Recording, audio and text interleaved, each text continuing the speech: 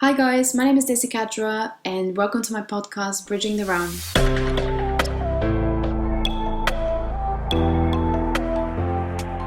Today, my guest is Alex Valea from Hybrid Astrology.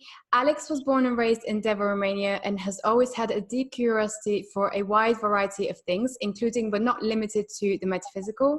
Alex combines a unique astrological methodology of Hermetic, Vedic and Hellenistic principles that combines straightforward and highly intuitive astrology for a perfect balance for both hemispheres. I've followed Alex's work for quite some time, and I find it really interesting and really fascinating in a way that he's able to introduce very complex topics in a very simple and straightforward way. So I'm really happy to have him here today. So Alex, welcome to Bridging the Realm. Hi, Desi. Thank you very much. I'm really happy to be here with you. Thank you for that awesome introduction, and hello to all of your audience. Thank you. That's great. There's so much to talk about, including everything that's going on right now. And oh my God, I'm really looking forward to kind of getting your point of view and everything. I'm looking forward as well. Let's do it. Yeah, so let's start with the most recent things, which is what the hell is going on in September, because it just feels absolutely mental. So, Right.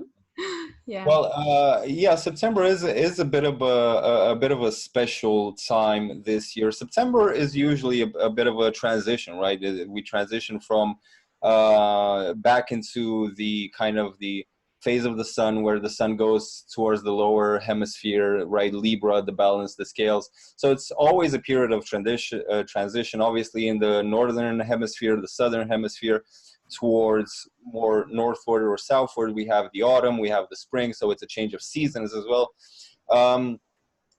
So there's the change happening in nature. There's usually a change happening astrologically in September, but this September, as you note, can be a bit more special, and it has been registered as being such by quite a few people. Especially friends of mine always asking, what's going on this September? This is really off the charts in so many ways. And that's true because, well, basically, to simplify it, we have all the right parts in all the right places. For those who are more familiar with astrology, we have many planets in the sign of Virgo. So those who are Virgos, those who have an ascendant either in Virgo or in one of the mutable signs. So if your rising sign, your sun sign, your moon sign is especially in Virgo, but also in signs like Gemini, Sagittarius, Pisces, you're bound to be feeling this in a more intense way because all of these planets are aligning basically in a square angle. There's these planets in Virgo, then there's the square to Jupiter, which is in Sagittarius. It just went direct. Saturn is about to go direct as well, and add to all of this. Not to mention that this 2019 has been a heavy karmic release, which many people have experienced, especially in the things that the Capricorn house in their natal charts represents for them. So not to get over anyone's head with all of this information, but there's a lot going on. A lot is aligning, and 2019, as you know, is kind of a significant and intense year all around. And this September, yeah, Bringing it all up. Yeah. Oh my God. Yeah, no, it's definitely felt, I mean, even for people, I've noticed people who don't follow astrology, even they're noticing something's going on, you know? So that really kind of tells you how strong the energies are. right. So I want to ask you about how you began all this. But before we do that, can I just, I really want to ask you a few things that I've always wanted to ask every astrologer and I've just never had the chance to, or really bothered to research for myself, which is bad on my part. But I do want to ask you from a very basic point of view, how do the planets affect us? Because there's so many people who are kind of like, you know, they don't really believe in astrology and they're kind of like, oh, as if, you know, my star sign means anything and things like that. And I've always felt since I was young, on a very basic level, I always felt like the star signs do, you know, whatever star sign you are, that kind of has an influence on you. And then when you take it further, the actual planets that govern this star sign, they have an influence on you as well. So can you explain it from that point of view and how exactly are they affecting us? Right. So I guess the most at hand explanation that most astrologers or astrology adepts reach for is the fact that the planets do exert a force that is is, I guess, tangible, a tangible force, whether it's a magnetic force, gravitational force that is felt here and measurable here on the earth, right?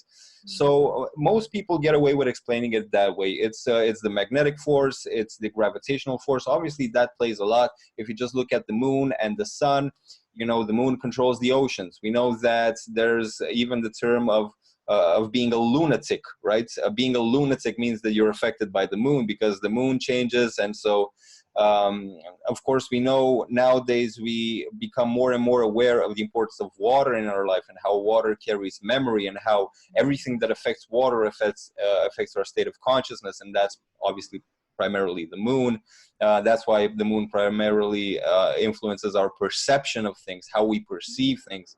It's fundamentally the moon. But the real explanation to that is actually a bit more, I guess, to go a bit more in depth is a bit different. The fact is that the entire solar system that we're living in is actually as the name suggests, it's a system. And this system, it's important to understand what consciousness does as it travels through the universe, right? We're here on this planet, it's spinning around the sun. The sun is actually the source of consciousness in our solar system. It's not, you know, out of pure chance that light has been associated with consciousness in all of the ancient texts, religious or spiritual or otherwise. Light has always been used as a term for consciousness, and that's not by mistake. The light from the sun, you know, consciousness is coming through the sun, basically. That's the source of consciousness in our realm. So the sun and this entire system, as it traverses through the space of the cosmos, of our galaxy, it's kind of pulling events out of nothingness. So it's traversing empty space and empty time, because time and space are one and the same. There's no actual difference between time and space. If you want to traverse through space, you have to traverse through time. If you want to traverse through time, you have to traverse through space. There is no other way.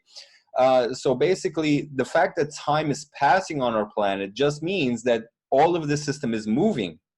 Were it not moving, were it staying in the same exact place relative to, I guess, the source of everything, then no time would actually pass. That's a bit of a quantum explanation. So basically, all of the solar system is traversing empty space and experiencing events in each and every moment of space-time. And the sun, with all of these planets rotating around itself, if you've ever saw the helical model with the sun kind of progressing, moving forward, and the you know, the planets spinning around it in a spiral, right? Mm-hmm. That newer model that came out a few years ago that everyone was so fascinated with. That's basically how it works. And that's basically kind of, I wouldn't call it a tool. Tool is not the proper, it's basically a machine. Think of it as a machine of consciousness, which basically goes through space and pulls events out of the unmanifest. That's what the solar system does. So each and every planet is a cog in this system. Each and every planet pulls on a specific dimension of consciousness, generates events and experiences in a specific realm, develops a specific energy. Of course, the sun is central to that. All of the planets are just the limbs of the sun, considered in astrology.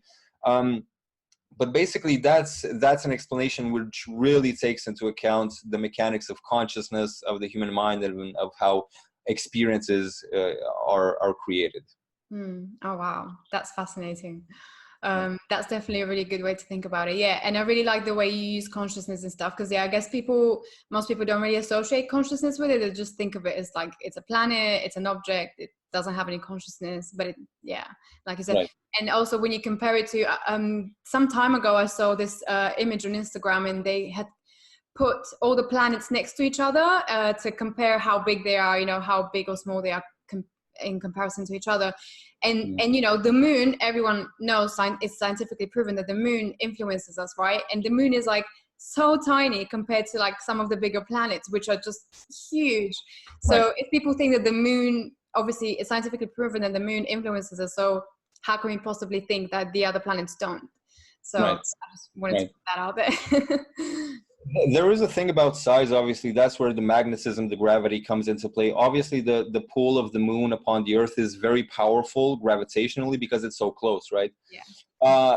But the real thing is, and we make a special point of that in hybrid astrology, the real point is how luminous a planet is. That's a very important thing, how bright a planet is. Because consciousness is light. We operate through every single bit of energy that we're developing. Touch your body, it's a bit warm here. This is nothing else but the light of the sun. The light of the sun came down, fed the plants grew, we ate those.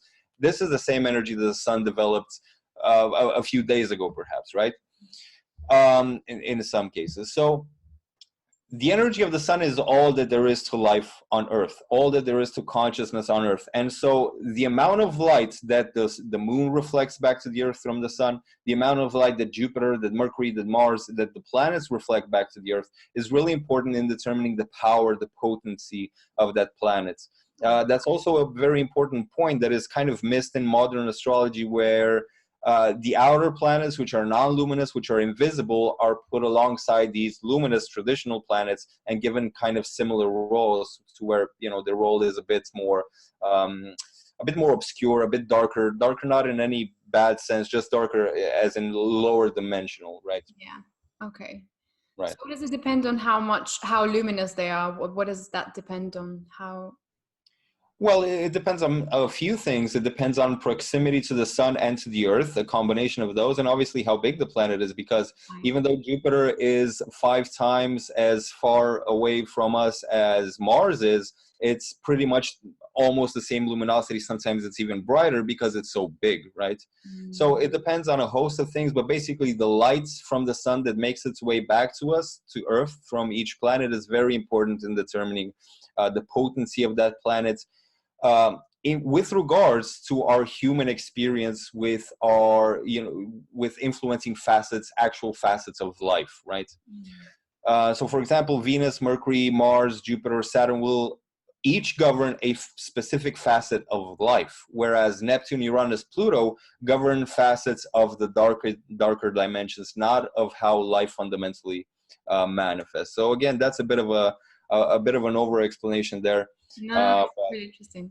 Yeah, there's another question I wanted to ask that's, again, very basic, and I know most people probably know that, but what's the idea behind the shapes that the planets create? So like trines, squares, T something, I don't know. I just remember hearing it from people but yeah, what does that mean?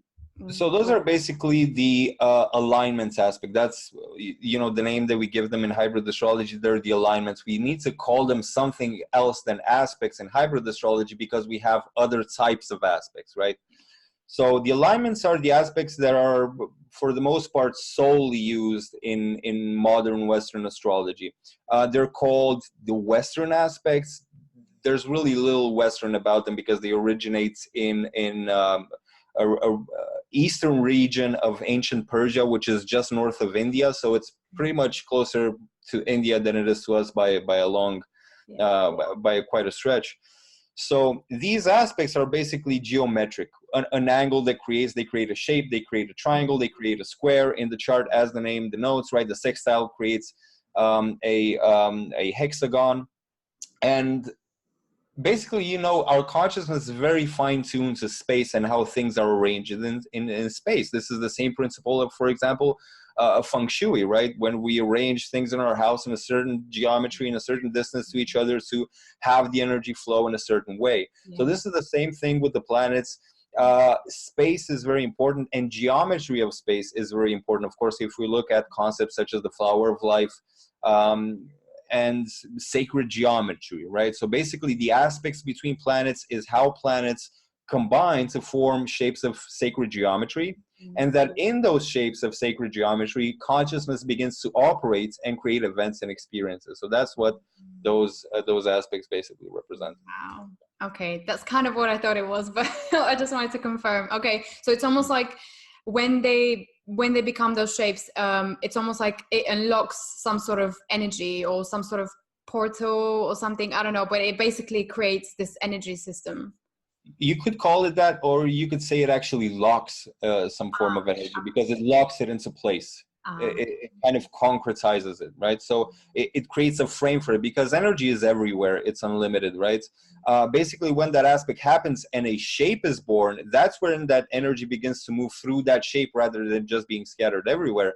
And by moving through that shape, then we can start to produce, you know, we can start to experience things. Dynamics are created, dynamics of consciousness. Of course, we're talking about fundamental dynamics of consciousness. So that's basically how the alignments work. There are other aspects in astrology which hybrid astrology presents: the projections, the reflections. These are more, you know, the alignments are a bit simplistic in that, well, it's just geometry, right? There are other aspects from Indian astrology, from Egyptian astrology, which, you know, for your viewers who are maybe interested in learning astrology, are worth looking into. Checking out on your hybrid astrology page. Well, I actually don't have those there, but it's worth researching into alternative types of aspects, I guess. But the ones that you work with, so these are the main three types: Vedic, Hellenistic, and one of the, what was the last one? The Hermetic. Hermetic. Yeah. So how do they differ? Well, they differ, actually, you know, they're very similar, and they differ in many things. So they differ to an extent. They can draw information from one another. So for example, Vedic astrology, a Vedic astrologer can talk to a Western astrologer in their own terms and still have something to talk about.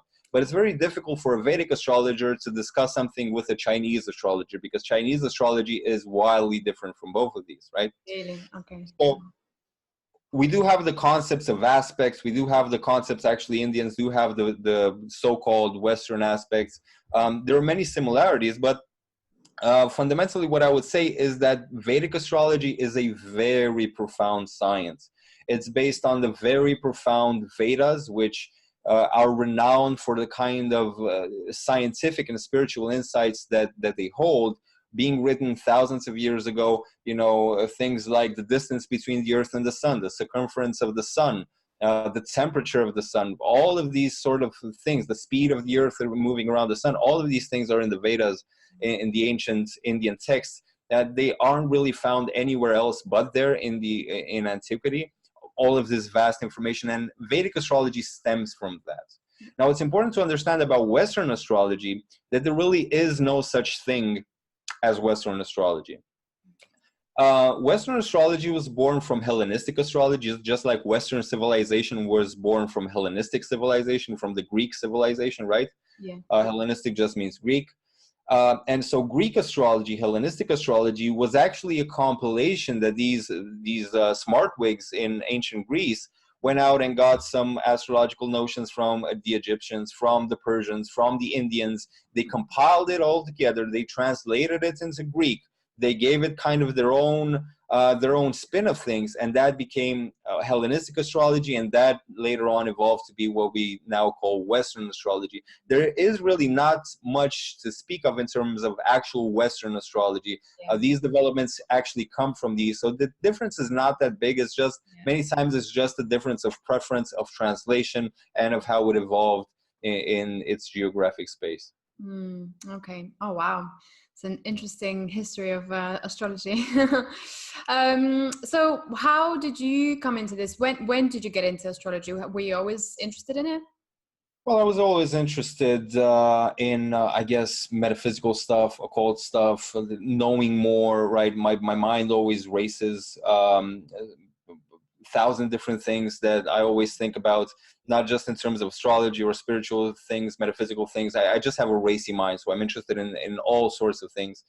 And I'm interested in information. So astrology was naturally something that really clicked when I came across it, because I was kind of in a period in my life where I needed that insight because I couldn't really find it anywhere else. And I found astrology and I was like, this may help me. This may help me understand what's going on in my life, right? Yeah.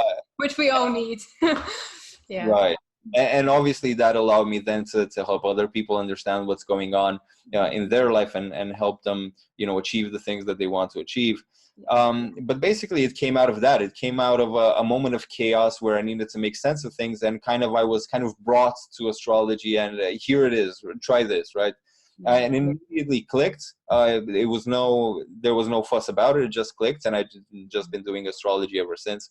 And basically, that's a very simple story. Yeah, where you kind of like, oh my God, why didn't I do this earlier?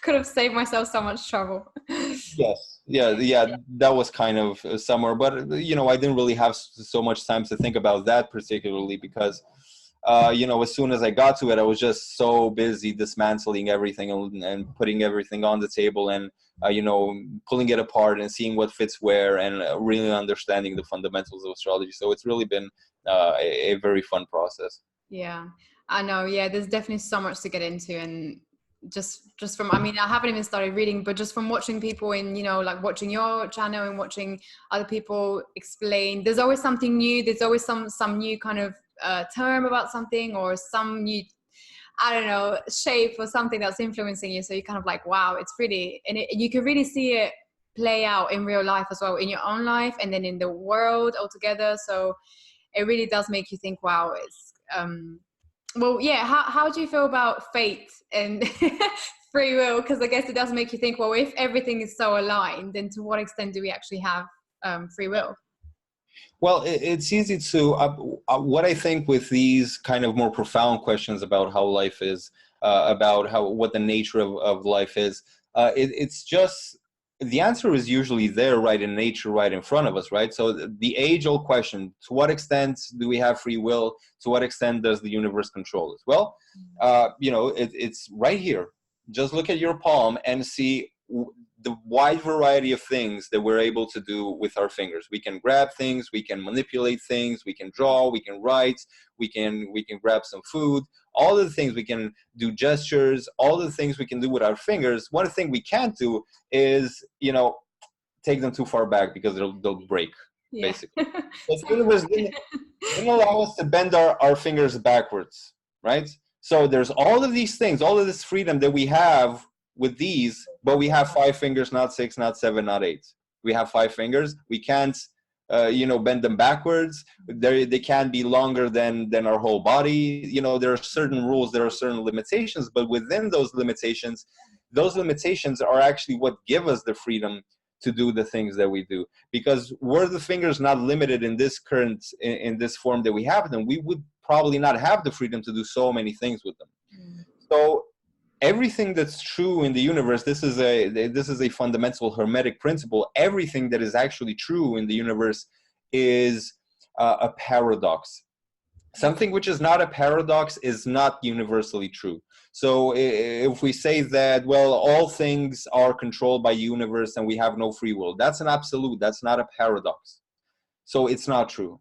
When we say the universe controls everything, yet we have absolute free will, well, how does that work? That's a paradox. Exactly, right? Exactly. Everything that's true must be a paradox because at the fundamental level of creation in the universe, there were 2 polarities and extremities that constantly play out to manifest everything. And those polarities are constantly balancing each other out. So there's always this paradox, this duality, this contrast taking place.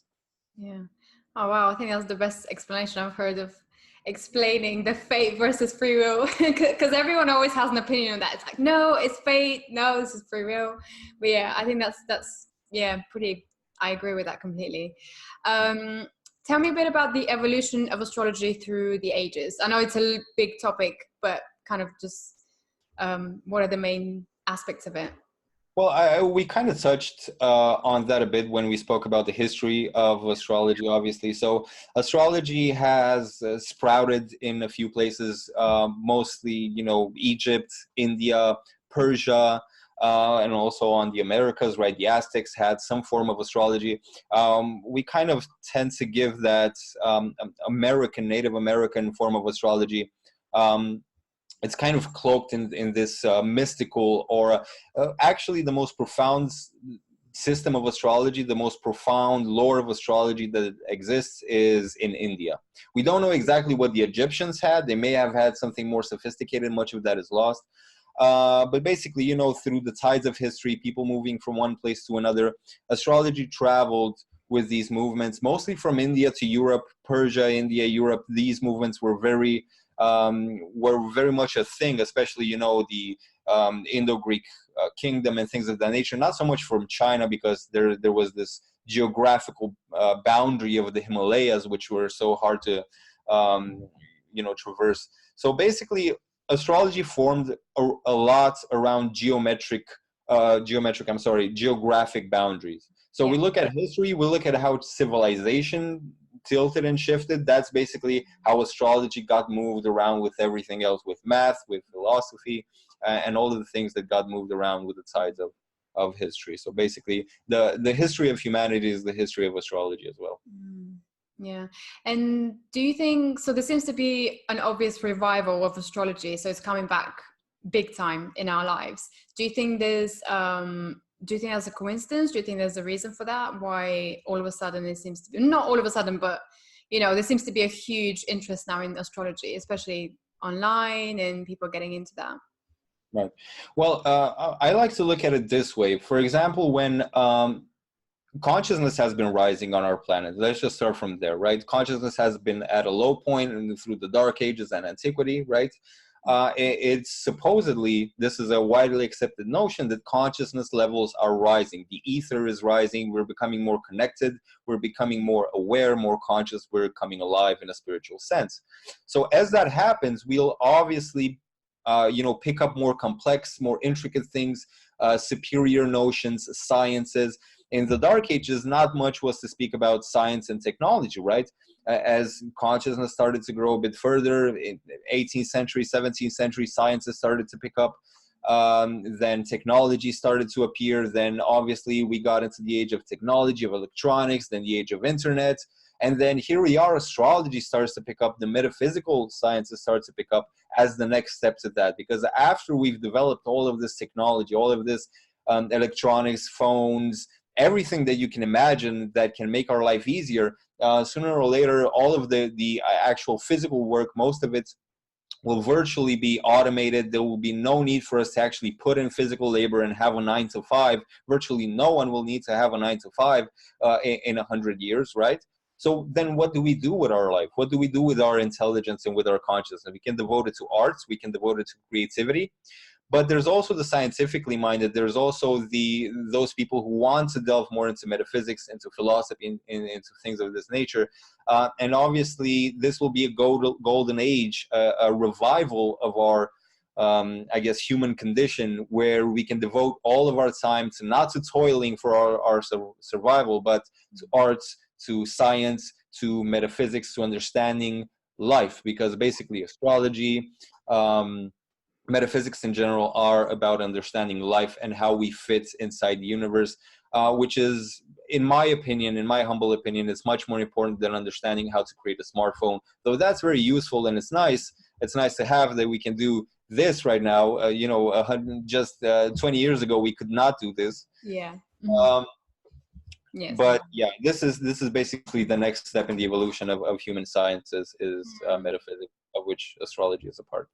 Yeah, definitely. No, I can see your point. Like, I feel like there has to always be a balance between, you know, the kind of technology side and us understanding what's actually going on and understanding how life works. So it kind of like we have to keep up with that technology. Yeah. So where do you hope to take hybrid astrology within all of that? What do you want to do with it? Well, hybrid astrology, basically, for the first part of it, was just me trying to figure out a system which is proper and efficient and worked for the things that I needed, basically. And it does evolve, but basically, hybrid astrology needs to be a system for the new millennium. There's all of this plethora of information of astrology that comes through, that is being dug out from antiquity, from ancient texts, translated, new things coming out always. And it can be confusing. It can get to the point where, you know, especially in the Western world, Indians tend to be a bit more rigid about their beliefs and about what they hold true. But in the Western world, people play with ideas, everything goes, and there's these sometimes wild notions flying with regards to astrology, with regards to everything else in the Western world, because we're so open-minded that just everything goes, and we can't keep a lock and a proper boundary on the things that, hey, maybe this is a bit too far. Maybe we don't really have that in the Western world, right? So hybrid astrology is meant to be a system for the new age. It's meant to be a system which is adapted to the new realities that our society is going to shift. And obviously I could talk for another 2 hours on that, but I'm going to spare everyone that for now, right? So yeah, that's the main point for hybrid astrology. It's meant to be for our times and for the future. It's forward looking. No, yeah, I really like that. And I really like I said before, how just you make it very simplistic. And I think that's what we need, especially for people who are, you know, like me, who don't have a clue about anything to do with astrology other than the star sign. It's really helpful, and it's really easy to kind of just understand. So what would you say is the most, what's a good practical thing to do for anyone who's not too familiar with it, but wants to get familiar with it, or at least to an extent that it helps them with their own life? What can they do? Right. So something very simple that people can do is understand the fundamental basics of astrology. What people tend to do is someone who doesn't really necessarily want to become a professional in astrology, just wants to kind of understand it to the level that it can serve them in their life. What they do tend to do is not spend enough time on the basics and then try to pick up these complex notions, these complex books, maybe the title catches your eye, and then what you end up doing is piling information on top of a weak foundation, right? So what you want to do, if you want to incorporate astrology in your life in a practical way that serves you, is understand the basics of astrology. Hybrid astrology is a good place to start because it emphasizes these fundamentals in a clear and clear-cut way. But understand those fundamentals and then look at your chart every day, right? Wake up in the morning, look at your chart, see where the planets are. Don't try to, you know, kind of pick your brain apart trying to figure out what does this mean, and open the book and maybe I need to read another 500-page book to figure out what this means. No, just spend day by day with it. Maybe today a tiny bit of information will come to you. Maybe tomorrow you'll realize a few other things. Just work with it. Incorporate it in your life by having your chart, looking at it, understanding the simple basics of it, and starting from there, progressing incrementally. You know, no one is born knowing everything in any subject, right? So it's about building gradually, especially if astrology isn't meant to be kind of your main thing, right? Yeah, totally. And what would you say the few most important planets that we should always look out for? So obviously, I mean, in terms of signs and stuff, so obviously we have our main sun sign, which is, you know, the main one that everyone uses, but a lot of people place a lot of importance on the ascendant as well, and then the moon, and then the soul, your soul planet, which is what you talk about. So can you explain a little bit about those? Right. So one of the main planets that we should look for in transit, and if being transited, is, well, first of all, if something is transiting our first house, or the sign where our rising sign is, that's an important transit. We should pay attention to that. That's going to influence us a lot. 4th, 7th, 10th houses as well. Sun sign and moon sign also. But the planet which rules traditionally, the traditional lord of the rising sign, is going to be very important in one's chart. Is going to determine how things happen in a material, worldly, mundane sense in our life, and the things that manifest in that sense. So, you know, there's the soul planet, which kind of governs our spiritual process, the things through which we learn and evolve spiritually, our spiritual qualities and talents, the main spiritual lessons that we're here to learn. The sun is our vitality, our life force, our soul, our consciousness. The moon is our perception, our mind, the way we see things. The ascendant and the ascended lord is the way we manifest as physical beings, and the way physicality manifests through us. So, you know, these are kind of the most important elements to the chart. If you had to pick between all of the planets in your chart, just start with these. These are the most important ones. Okay. Oh, great. Wow. That's really helpful. Is there anything else that you want to kind of elaborate on, or you think it's important? What can you see? I mean, I know it's a very big topic, but from 2020 onwards, or what are the planets kind of telling you? So 2020 is an interesting year. Obviously, first of all, numerologically, it's quite an interesting year because it's a double 20, right? And we're in the new millennia, and here's the kind of, it's the decisive year of the new millennia, right? The millennia starts with a 20. And then here's another 20 to kind of say, well, this is very important with regards to all of this. So whatever happens for the next 1,000 years, 2020 in some way is going to be crucial for that. So numerologically, it's first of all very important. So we start from there. Then we go to see what is happening astrologically. Saturn is going into Aquarius, which is its own sign. Aquarius isn't traditionally ruled by Uranus, but by Saturn. And Jupiter is going to go there as well. So massive movements in terms of society, of population, of the collective, of the social paradigm. They're going to shift a lot. There are going to be new freedoms that are going to be gained. There are going to be new restrictions as well, all in the realm of society and how we operate as a collective, politically, non-politically, just on a collective level. Very, very important changes are happening in 2020, and obviously I'll be among the first to talk about those. Yeah. Oh, wow. Oh, that sounds like it's going to be serious. But we've been in 2019, it's kind of been the preparation leading to that, isn't it? It feels like there's a lot of things happening, changing. Right. Yeah.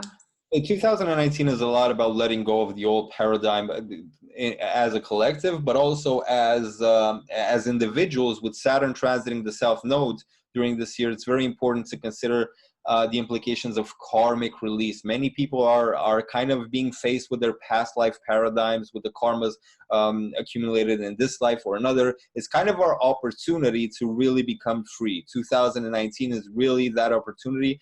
We still have a bit of that.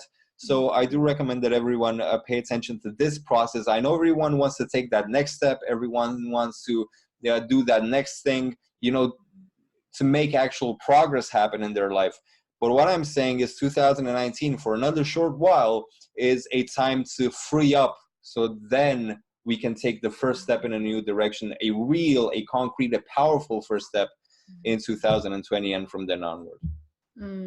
Yeah, it's kind of like you need to get rid of the old baggage first and then take the new and start with the yeah. And in the next kind of few months, do you have any tips for people? Obviously there's the on September the 18th, there's some sort of transit happening again, and like a special transit or something. And I think I've heard about that, the special transit on September 18th. I'm not really sure, honestly, what that is, because I did look at the chart and nothing really popped out at me on the 18th. So there may be some alignment happening. Yeah. It didn't register to me as something out of proportion. Yeah, but definitely the next few months we should be just clearing our old karma and stuff like that. Yeah, absolutely. It does depend a lot on how our chart is arranged, because mostly clearing up is for people who have their rising, their moon, or their sun in the cardinal signs. Aries, Cancer, Libra, and Capricorn will have to focus more on this. For the dual signs, right, Gemini, Virgo, Pisces, Sagittarius, it can be more about progress and creating new things, with Jupiter being in an angle. But again, that's where it depends on the individual chart. But overall, this is a great opportunity for everyone to free up, to become freer overall, to become more inspired about what they're going to do from then on. Okay. And then something else I wanted to ask you. So I was speaking to a numerologist on one of the previous episodes, and similarly to astrology, they say the date, the time that we're born on, it's so specific, and it's something that the soul decides, because obviously there's specific energies that come from that specific number of the time of birth and the date of birth. So do you also would you see that in the same way? Do you think we choose our souls the time that we're born? Right. Well, choosing is a bit of, being here and being limited by the things that we're limited, functioning in the frame that we're functioning in. We kind of see a choice as us looking at various things and going through a rational process. Should I buy the blue shirt? Should I buy the white shirt? And kind of think, well, if I take this to the party, it will look this way. That's not how the soul chooses. The soul chooses based on tendencies. So the soul has an energy built up, and based on that tendency, it will gravitate towards one situation or the other. It's only when it becomes physical that choice in the way that we know it is a possibility. Otherwise, the soul does not choose in that way. The soul just gravitates towards something. Okay, yeah. And obviously then what manifests is the numerology, the astrology, but it's basically not the soul kind of looking at a chart and doing math and like, I can imagine, like, ooh, I want to be born at this time. yeah, yeah. Yeah, okay, yeah, that makes sense. So it's kind of like, I guess, through the law of attraction, isn't it? So it's just they're gravitating towards the things that are most resonated with them. Yeah. So it's not necessarily the soul that is choosing that, but that's just the genius of the frame of the universe, because it's the genius of the cosmos. Because if the soul gravitates towards that specific situation, the astrology and the numerology and everything is going to reflect that in mathematics, in linearly and non-linearly. It's just the genius of the universe which makes all of these things happen, all of these synchronicities, all of these, you know, seeing the right numbers at the right time. That's the intelligence of the cosmos basically at play. Yeah, definitely. And I remember I asked you in my reading about whether it's a good idea to meditate with your planet, with the planets that are most affecting you. And I remember you said, yeah. So do you think that's something people can try, like if they like meditation, and how would that work? Absolutely. So, you know, go crazy. Basically, just try things out. It's not so much about being careful about what we do. Just experiment, because what works for me won't work for you, won't work for someone else. So basically, especially in terms of what's linear, the things that need to be linear need to be well established. So that's why even in astrology, I say, yes, everything can be true in astrology. Like many, not necessarily most, but many astrologers say nowadays, well, it doesn't necessarily have to make sense rationally. Some things do need to make sense rationally because they're of the rational geometric realm, and those things need to be set in place. But otherwise, things like meditation, things like inspiration, things like emotion, which are not linear, experiment with those, float with those, right? Take it to different places and see where you're comfortable, where you grow the most, where you have most inspiration to be at, and that works for you, right? Yeah. So really in the nonlinear things is where you can say, well, you know, it's subjective. Nonlinear things are more subjective than linear ones. Linear ones are not as subjective, right? So definitely try to meditate with the energy of your planets, right? Find especially Hindu mantras for your planet, Hindu hymns, things of that nature. There are sounds associated with your planets.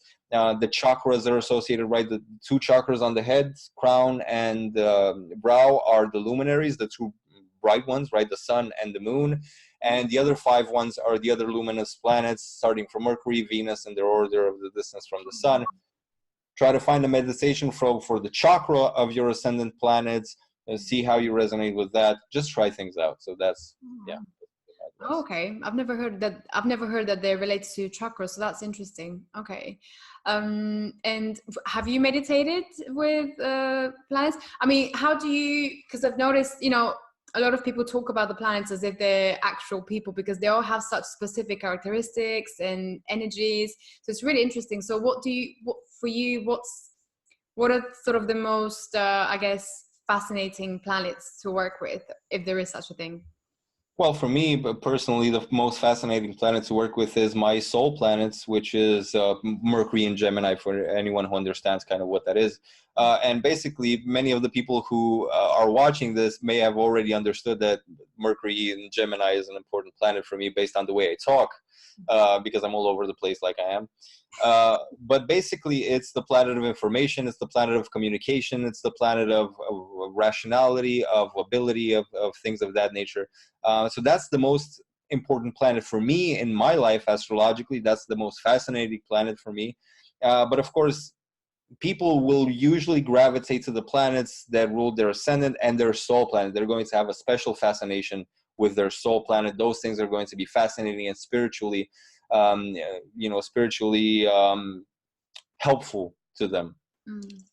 So in how I actually meditate, I don't really do too much of the conventional type of meditation of shutting my eyes and doing all of that stuff. My meditation is something that's in Hindu philosophy is called Jnana Yoga.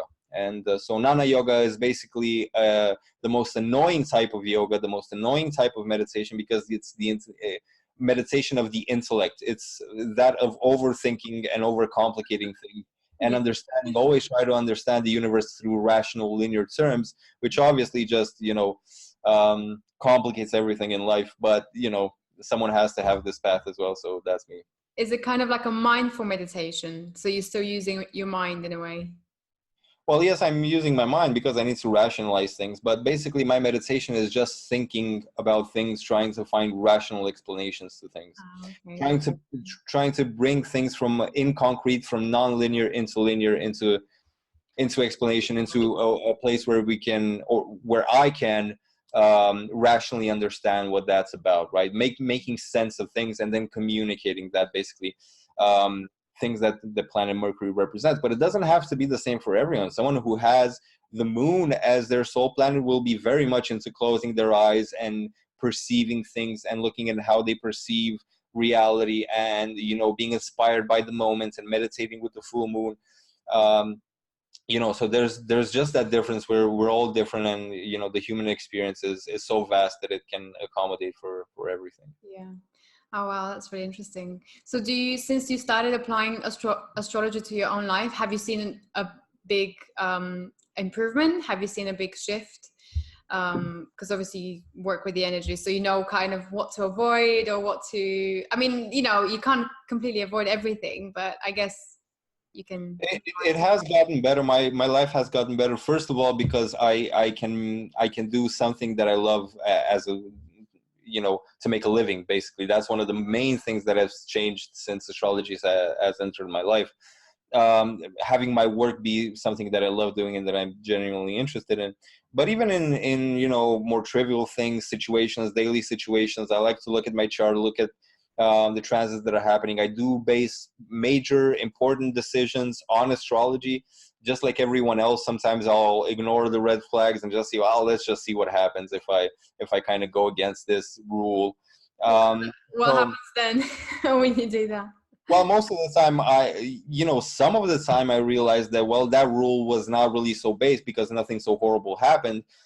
Some of the time I understand, well, yep, that was right. That wasn't a good thing to do. So just a brief example that I can give about that was about the things that and this is, you know, we're going to have an eclipse season again, things that we kind of put out during the eclipse, during the actual day of the eclipse, are going to amplify over the next period, especially if the eclipse happens with the North Node. North Node eclipses, pay special attention to those and the intentions that you put out during that time. So I'm not going to speak about the actual intentions, but let's just say that I was a bit of a sloppy person on that day, and the next 6 months, everything came flying out of everywhere and nowhere at me, and everything was just the magnification of those sloppy intentions. They weren't even intentions, they were just my lousy thoughts that I was having that day because I was having a lousy week, basically. Yeah. And so basically I consciously decided to not put myself in a better place, to just continue with that through the eclipse, just experience it. And basically everything, all of the thoughts, all of the ideas, all of the negativity that I had which really wasn't that much. It was just a slight annoyance that I had. All of that amplified tremendously over the next 6 months. So that's where I learned my lesson. Wow. With that. I wouldn't be putting myself through that anytime soon. I can imagine, yeah. Okay, so is it exactly the day on the actual eclipse that's the most potent? You want to look for when the moon is in the same sign as the node. So you basically want to look at, it's 2.5 days that the moon is in a sign. If it's in proximity to the node, be very careful to your intentions. And obviously what you would want to do is, in the cycle building up to that, in the days, in the week or fortnight building up to that event, is actually refine your intentions. Don't just think about, oh, what do I want on that day, because it will get confusing. Well, I do want this, I do want that. Wait a minute, these two are contradictory, and they may both manifest and then sort of create a huge contradiction in your life, right? So take that time to refine your intentions and see what it is that you really want to have. And then when the eclipse actually comes, especially the North Node eclipse, because the South Node eclipse can be more about cleansing and letting go, whereas the North Node eclipse is about actually pulling something in. So on that event, be sure that on that day you have something which is refined, which is you're crystal clear about. That's pretty much the best advice that I can give. Oh, wow. Okay. That's really good advice. Yeah. I'm definitely going to try that next time.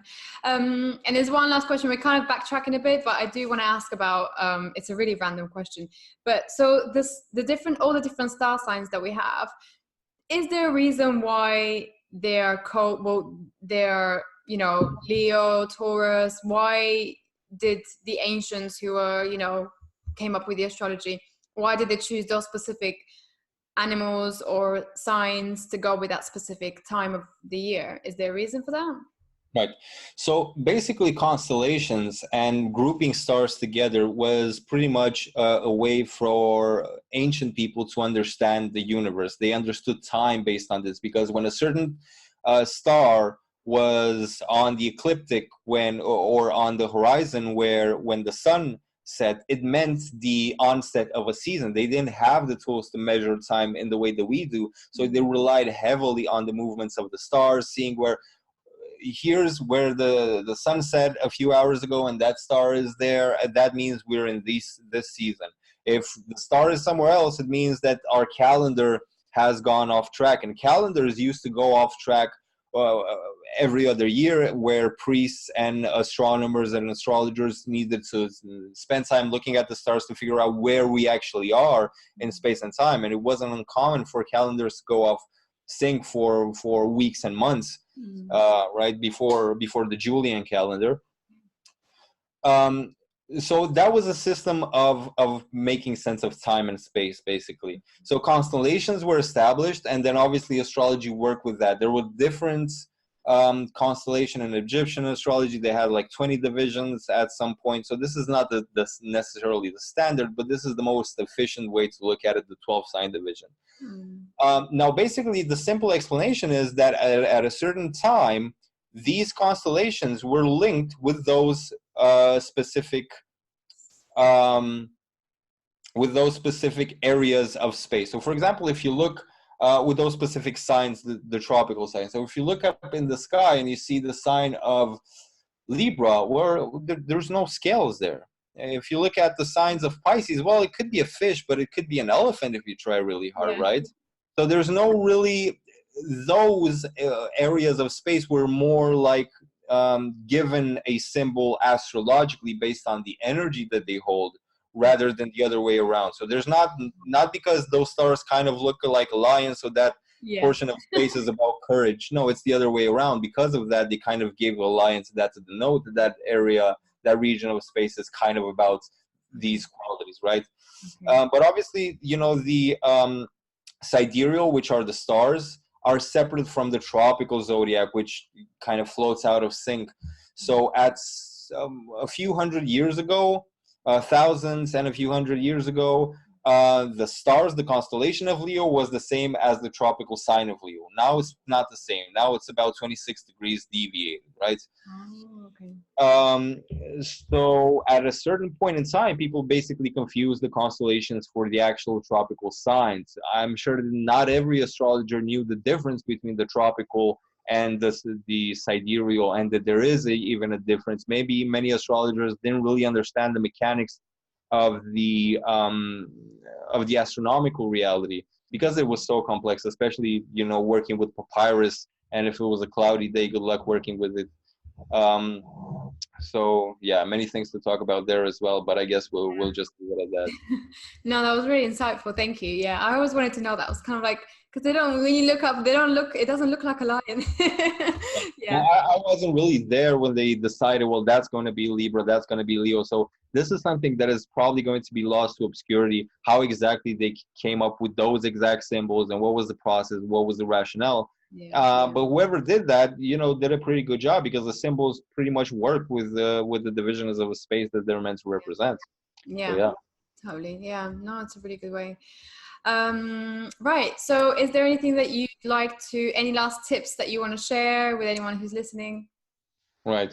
Well, I guess I pretty much shared that everything that was kind of scattered around my brain. So that was pretty much it for me.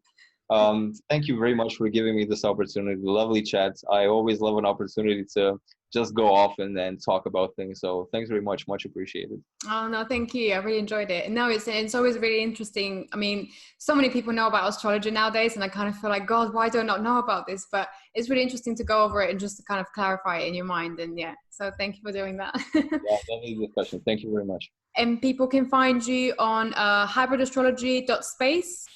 Hybridastrology.space or Hybrid Astrology on Instagram and Facebook. Facebook, yeah. Okay, brilliant. All right. Well, Alex, thank you so much for your time. And yeah, we'll be catching up again at some point in 2020, I'm sure. Thank you very much. Thank you so much for joining me. Thank you for listening to all the episodes. And I really hope that you can join me on social media, where I'll be releasing more news on the upcoming series. And this series is just going to be absolutely mind-blowing. I'll be focusing more on psychic abilities and mediumship. If you like the Bridging the Realm content and any of the episodes and you want to see more of it, you can join me on my Patreon page, patreon.com/bridging the realm.